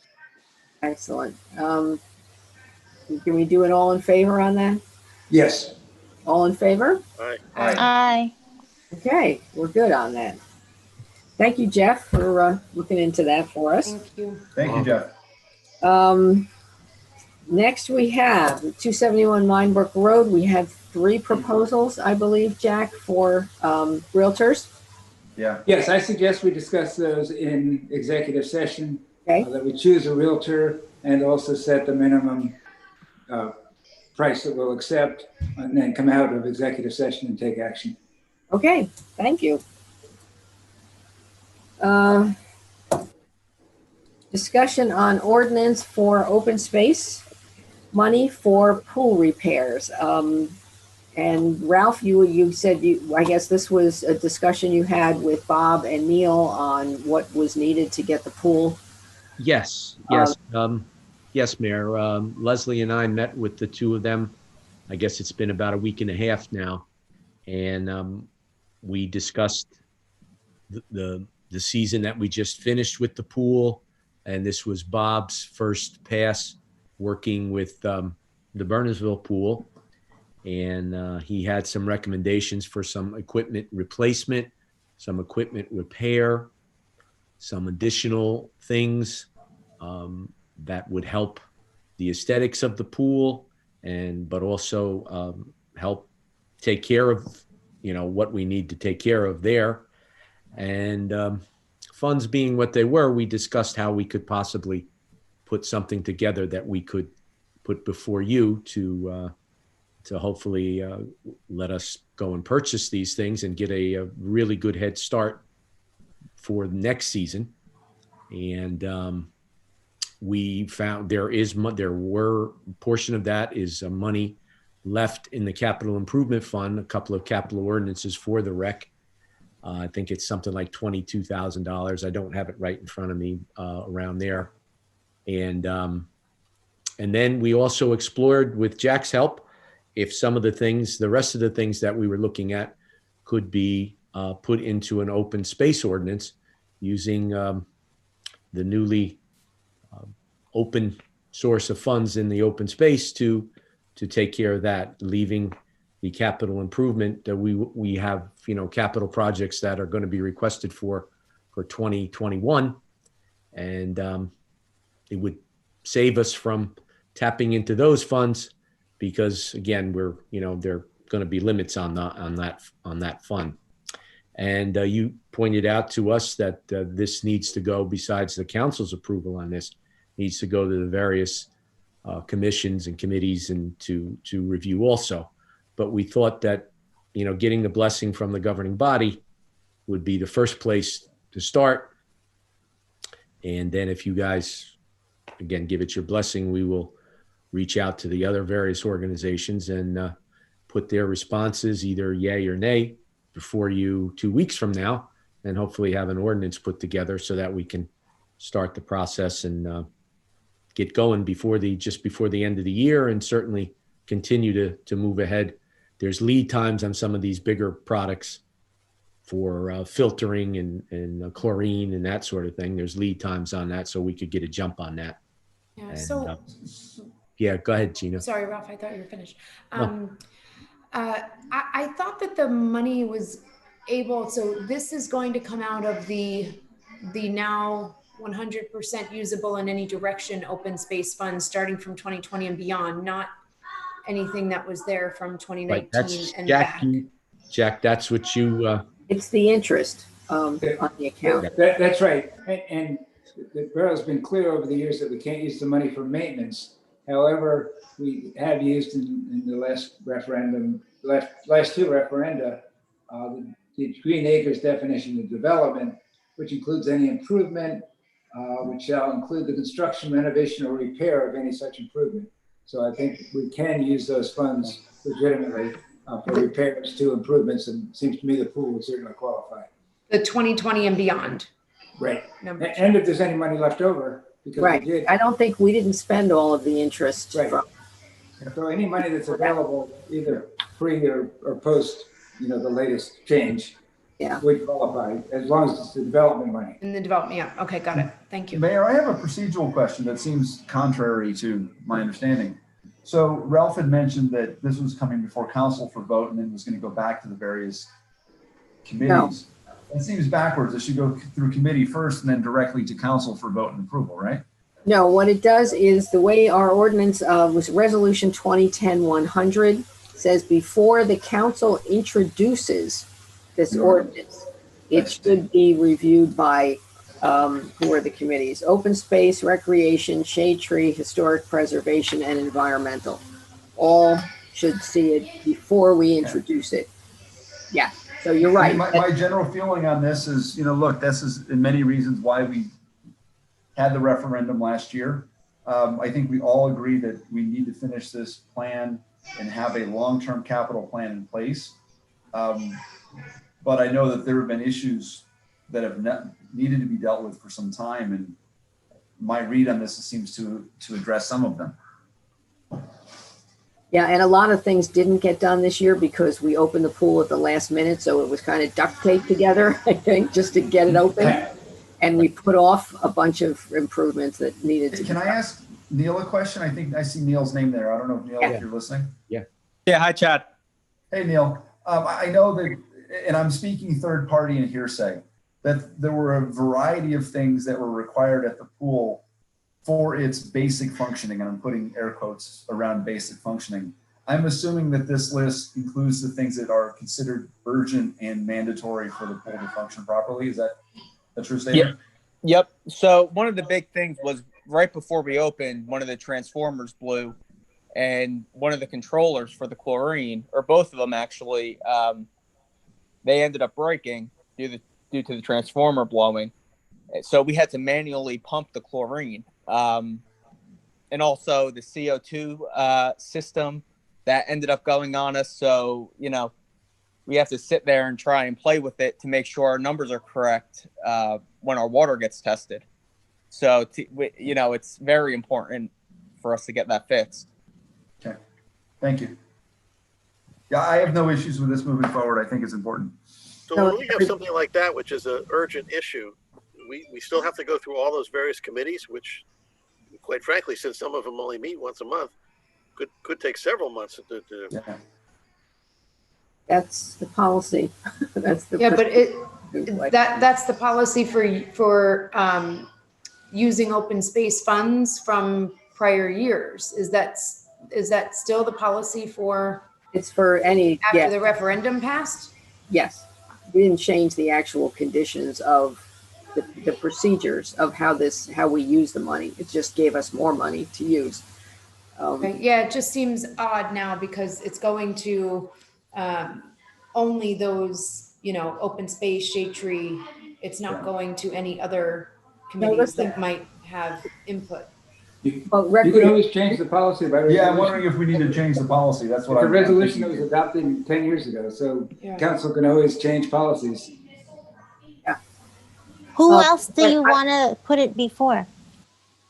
It just seemed like it was all regarding open space, right? So it would make sense what the current policy says, right? To go to shade tree and open space and environmental, but it's not going in front of, in this case, like the rec committee. Yes, it does. Yeah, I think that was on to Jack's point. We need to redress the policy because going forward, there needs to be a committee of folks from various perspectives that evaluates requests like this and also helps us execute upon the master plan.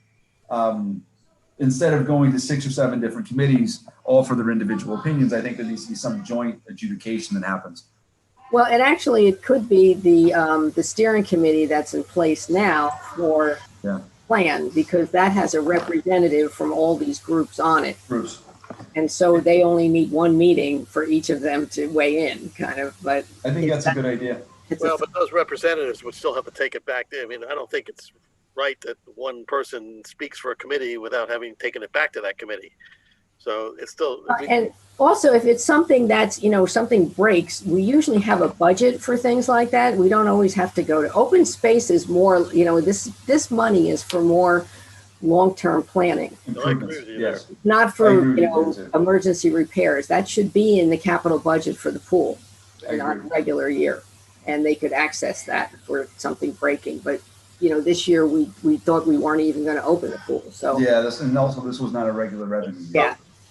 Help me, Ralph, along those lines. Help me just understand the money a little bit here. So we're asking for 45,000 as part of this ordinance because the total cost of the project is 61. Is that 61.7? Is that correct?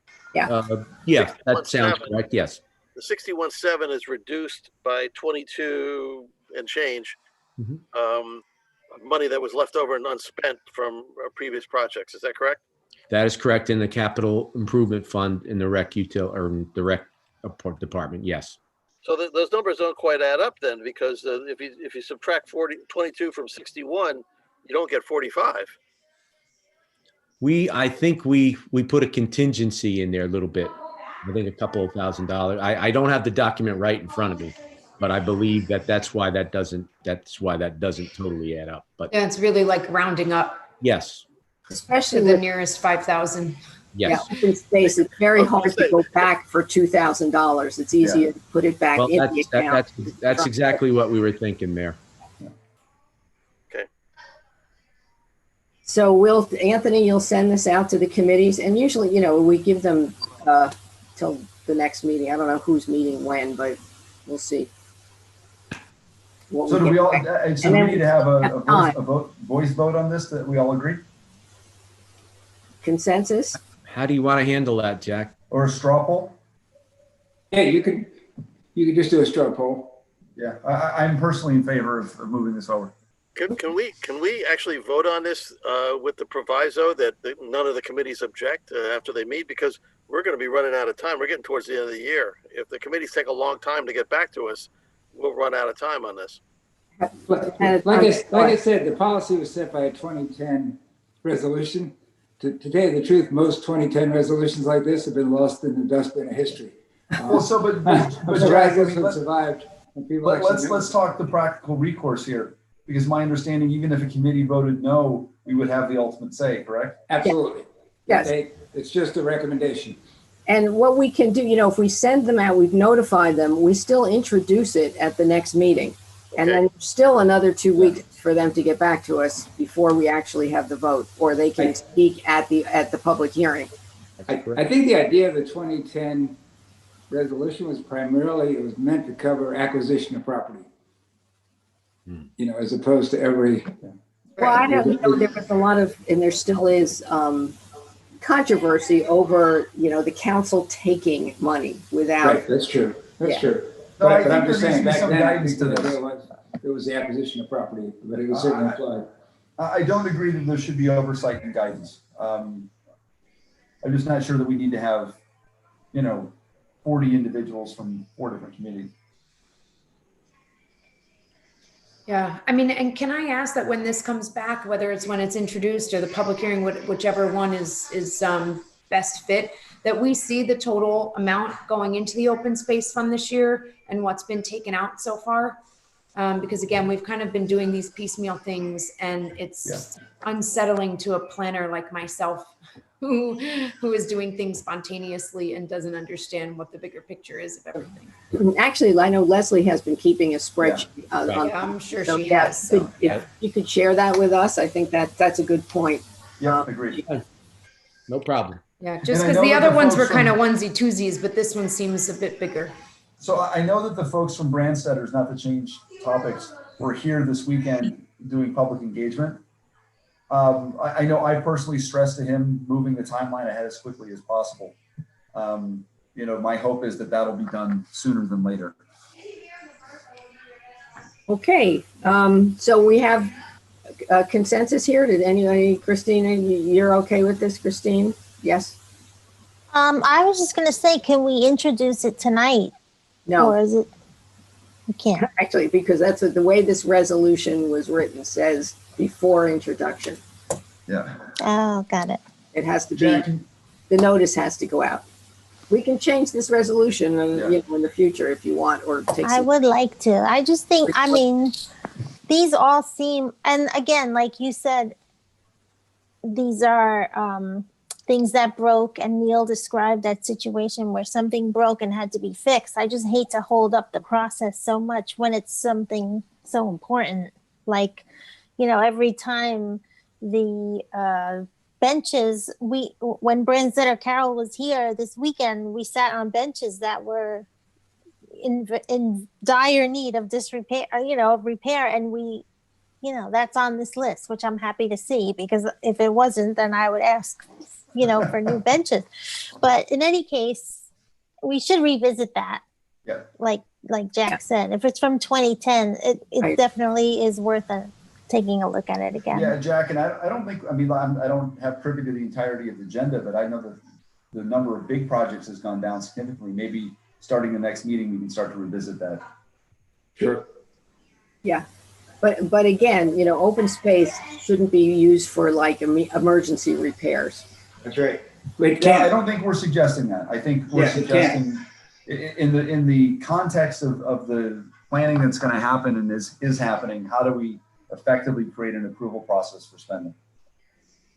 Yeah, but I think in this case though, these are kind of emergency repairs, no? Not emergency, but like, I don't think the pool can open next year without a new filter. Right. Yeah, no, exactly. So, there should be money in the capital fund, but there's not. So would, yeah, I don't know.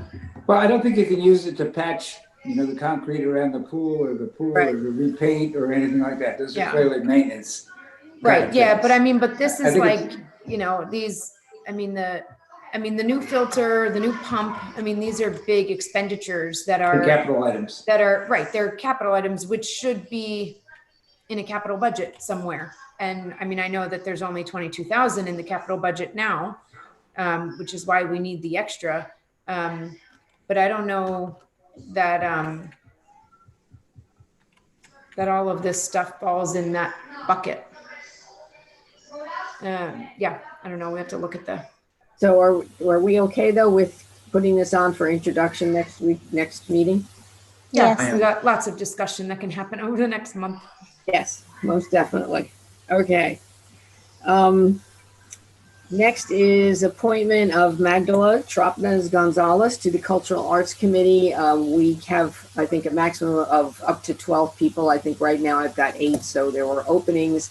She has been serving on the Diversity Council, and so we thought it would be good and she wanted to do something a little more fun. So, we're going to have some crossover there. So I thought she would be a great candidate for cultural arts as well. So. So the application, though, help me out here. The application says she's interested in the Diversity Council. Well, that's when people first said they wanted to be on the Diversity Council, I had them fill out a request. So that's the one that she filled out when she asked to be on the Diversity Council. Now that she's on the Diversity Council, she's expressed interest in doing other things. So. Okay, so there's no resume or CV explaining what her background is related to. She wants to do it. Right? She wants to volunteer. We don't have enough of them.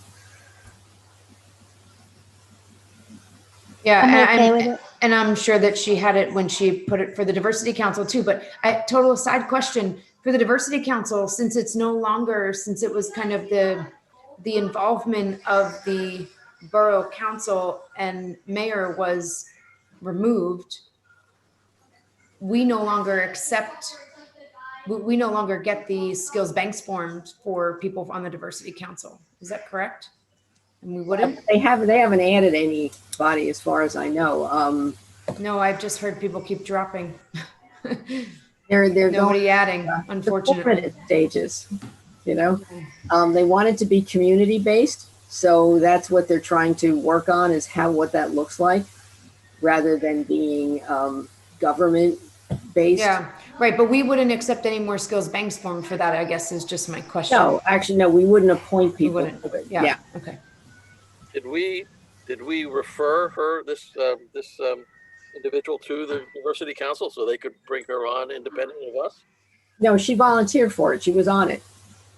Oh, she was on the Diversity Council Yes. already. Yeah, actually, I think she's still on it. She was one of the executive board, and then she resigned from the executive board, but stayed on the council. And okay, gotcha. And she, I think she's Okay, now working on one of their subcommittees to do events. So we thought it would be a good transition if she worked with the cultural arts back and forth. And in terms of suggesting to people you said since there's a need for people on cultural arts, how many applications do we have for things that we have people in the queue waiting to be part of things? Any?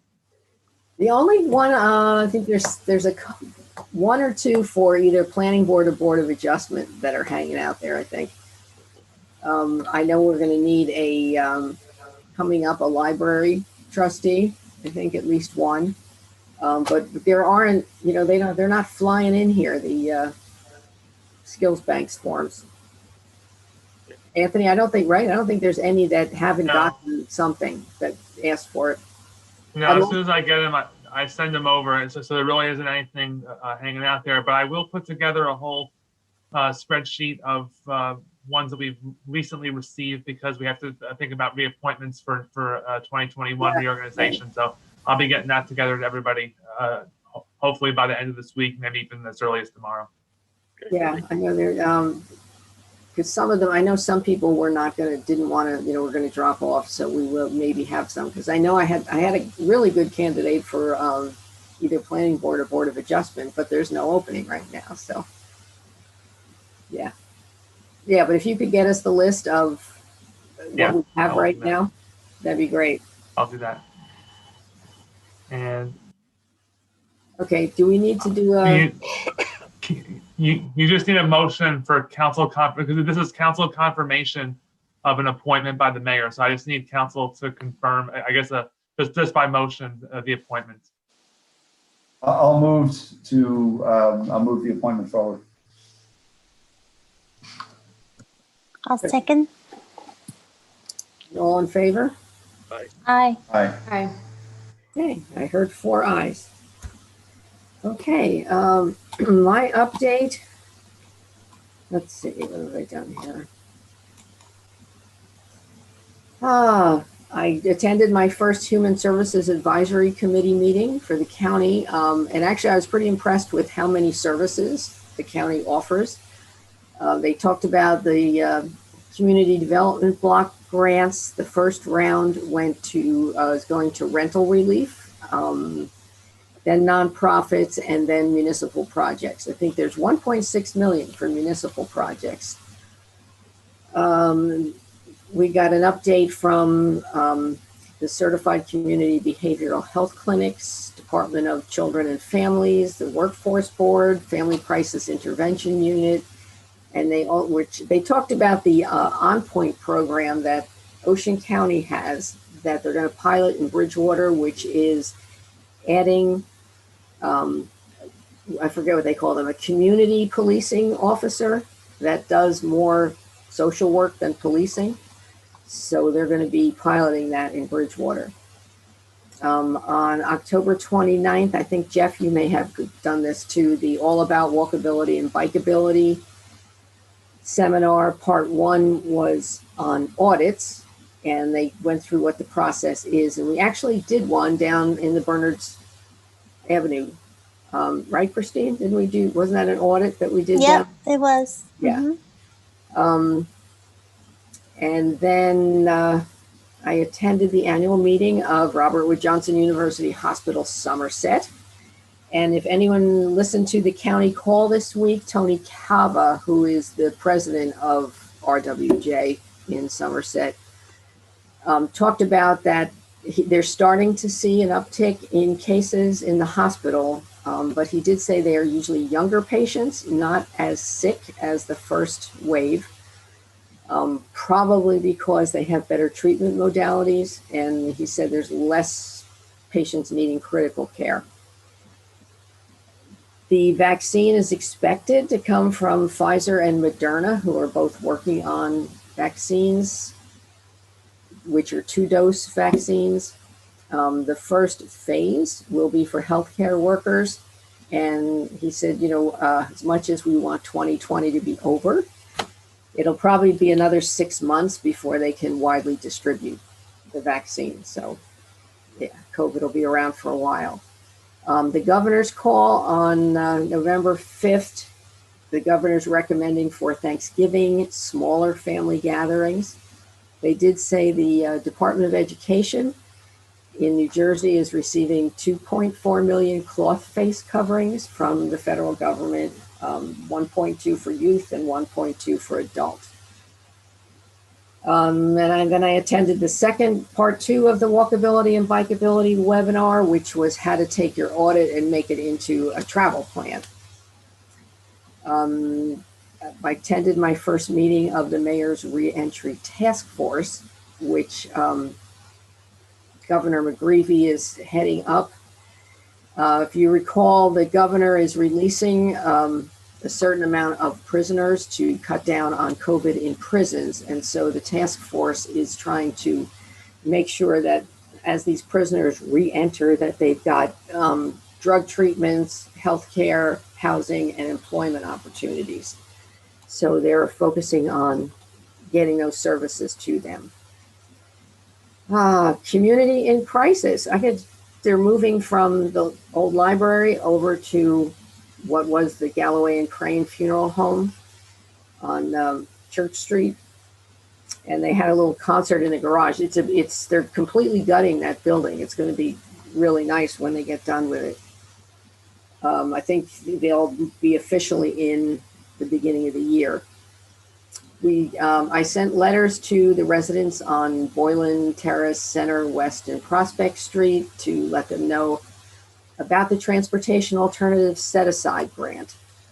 And I'll follow up with those people this week, but I already got an email back from somebody who was just thrilled that we were looking at this. So I think that neighborhood will be very happy if we get that grant. And I just got a letter today from King's. Jack, you probably know what this is. It's the Warren Acts. You heard of those? No. What's the context of it?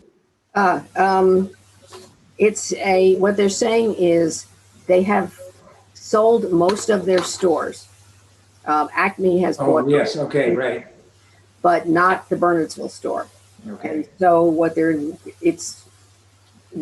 letting us know is that store may close if they don't have a buyer coming up. Yeah, and they have to give us that notice. Notify there's 54 employees in that store. And so they've been notified as of today that they may not have jobs. But they have to, I think it's at least 60 days before they can actually close it and let those people go. They have to give them that much notice. Yeah, sounds right. So yeah, we're hoping that somebody would buy it, because I'd hate to see us lose that store and have 54 people out of work, unfortunately. So do we know why Acme didn't want to buy the Bernardsville store? I mean, does it have anything to do with the rent? Do you know that wasn't Acme when I first moved to town 48 years ago? That wasn't Acme. I'm just wondering if it has anything to do with the rent here, or is it just the location and the population with it's ShopRite one across of the street? Smaller stores. It's fairly small compared to other Kings, so it may just be it doesn't generate enough revenue. I don't know. Yeah. Acme stores are bigger. Yeah. Yeah. Which is probably why they left in the first place. But yeah. But yeah, I mean, Acme is a different clientele than King's for sure. Yeah. Yes. Do we have any unfinished business? Well, I do have a question, or actually a comment about the COVID reference you made about the vaccines and all. And this was a topic actually we discussed at the Public Safety Committee meeting that was held on November 4. But we've had a steady increase in day-to-day COVID cases here in Bernardsville. And we had a big jump actually in the last 24 hours. Yeah. So 4. one day from 118 cases to 124. That's an increase of 6. So it took us the previous week, going back from October 31 to yesterday, to have 6 cases. And if you go back a month or so, we often went a week with only like 1 case, if any. So I think people are, quite frankly, letting their guard down. I think it's important. Obviously, we had Halloween. I don't know what impact that might have had. But yeah, there was a little, Dr. Hammond, it was, there's been some cases in the schools, both the high school and the middle school. Middle school, yeah. And those exposures, something happened prior to Halloween, but then those people obviously didn't know yet, and then they exposed others on Halloween. But even if you went back, I mean, we've been steadily increasing even the week prior to that, compared historically to 2 months ago, where literally we would go a month, because I've been tracking it. We'd be going a month without a single case. So I think it's worth noting, and I think all of us could use whatever contacts we have to get the word out. People really need to remain vigilant. While the vaccine is going to, Pfizer's been successful, at least in the short term, they're still only projecting, by their own account, having 50 million doses by the end of the year, which is certainly not anywhere near enough. And we're going to be with this until mid 2021. Yeah. I mean, definitely increased testing has given us increased results, and also mostly in the, I shouldn't say mostly, but lots of kids in that. So yeah, I mean, I would agree that some additional kind of, marketing pushes with the kids would be a good idea. Yeah. And then the reason why it came up in the context of the public safety meeting was because we've all observed that there are some contact sports where the kids are all over each other. Basketball, football, that soccer that are continuing, and so I think we're forgetting what got us here in the first place. Yeah, I have to say though, I know at least football, not one positive case in the football league. Some secondary exposure, so they actually canceled last Sunday for that reason. But no one in the football league has tested positive yet. I don't know about any other place. I think to Jeff's point, look, prudence is important. However, I think within the context of prudence, life continues. So it's important for us to navigate these times carefully. Yeah, and I did forget to mention, I think you mentioned it before, Chad, that Pat Hoagland from Bernstetter Carroll was over the weekend, and he went to the Little League field and talked to people, went to the farmer's market, and also had a listening session. Cool. And I have to tell you, I mean, he got a lot of good information, but I was shocked at how crowded the polo grounds were. How many people were there and gathering, and just a lot of activity. They're there. It's like that every weekend. I think it's great. I've been over there. And then the governor is supposed to announce, I believe, tomorrow that restaurants and bars are going to close by 10 o'clock. And I think today, I think he announced it. Did he already? And no indoor sports, I think he said? No interstate sports. Interstate sports, right. That distinction is clear. Okay. Yeah. Which isn't as bad as people were expecting. I think we were expecting him to shut down dining or, do something. So at least.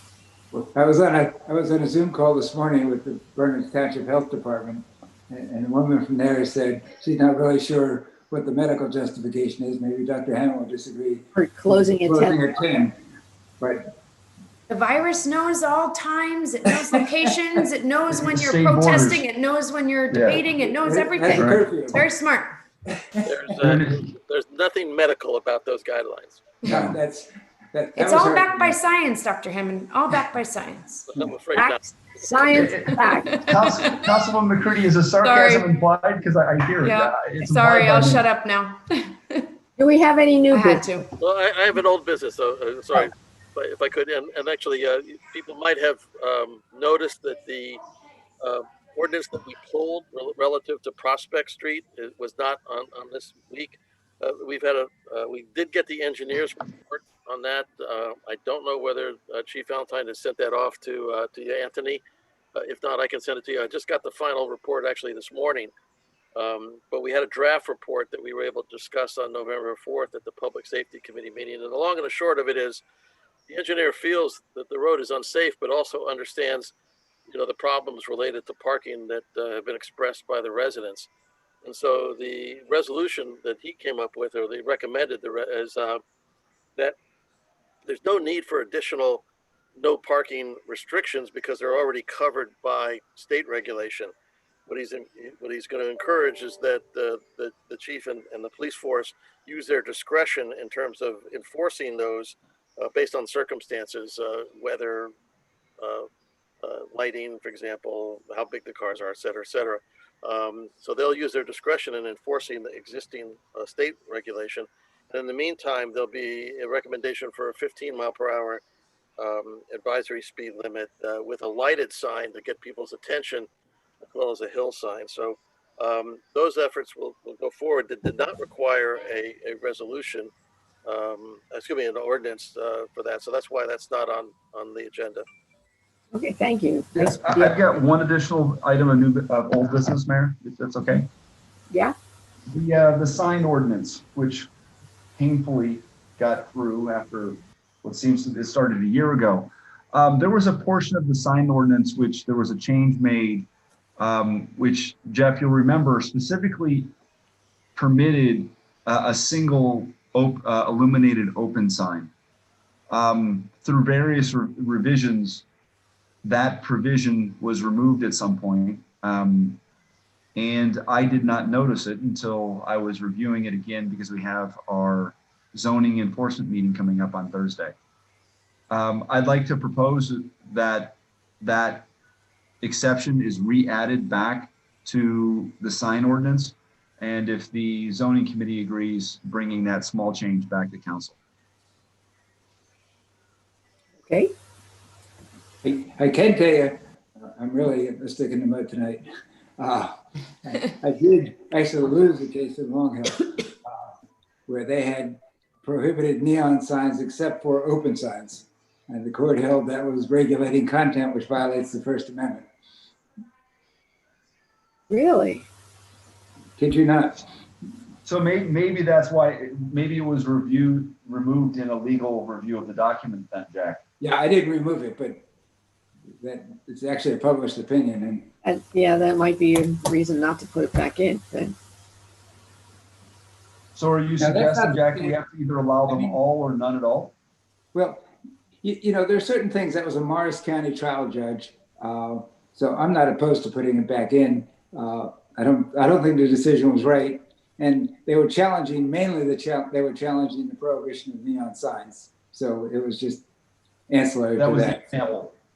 Right. Well, that's the only neon signs the township allowed, and the court held that was, you know, unlawful regulation of content. But as I say, it's not binding on Somerset County, so I've got no legal objection to putting it back in. So hearing Mr. Pigeon's advice, I would still like to pursue re-adding it so long as there's not a strong objection from council. Because in conversations that I have with local businesses, especially in Olcott Square, especially in times like now when it's dark, that's the only way that folks can know that those businesses are open. Will there be any regulations in terms of the size of the sign, or? Yeah, the original ordinance said it was permitted to be 2 by 3 and one single sign per storefront. Okay. Anyone have a problem with putting that back in? We good? I guess the other regulations would still hold. It can't be flashing. It can't be, you know, any Yes. visible sign, et cetera. Yes. Right. Okay. Depending It on essentially would be modeled after the two that you and I observed that we thought were. tasteful. It was modeled over the ones that we thought were permissible. Yeah. Okay. Chad, if you could send me that original provision, if you do have it. If not, I'll find it. I have probably 150 drafts of that sign ordinance, so let me I'm see sure if you I do. can find the one that was in there. Okay, thanks. If you can't find it, that's okay. Okay. Thank you. So Jack, does that need to go back to? Do you think does that need to go back to the zoning group, or can we just add that for the next meeting? It needs to get. We can introduce it, and it has to get referred to the planning board. Okay. But again, you know, the ultimate decision is the council's. All right. Okay. Any new business? Okay, time for executive session, and we will be coming back out to take Yes. action. So would somebody like to move to adjourn to executive session? I'll move to adjourn to executive session. I'll second. Okay, all in favor? Aye. Aye. Aye. All right, we are now going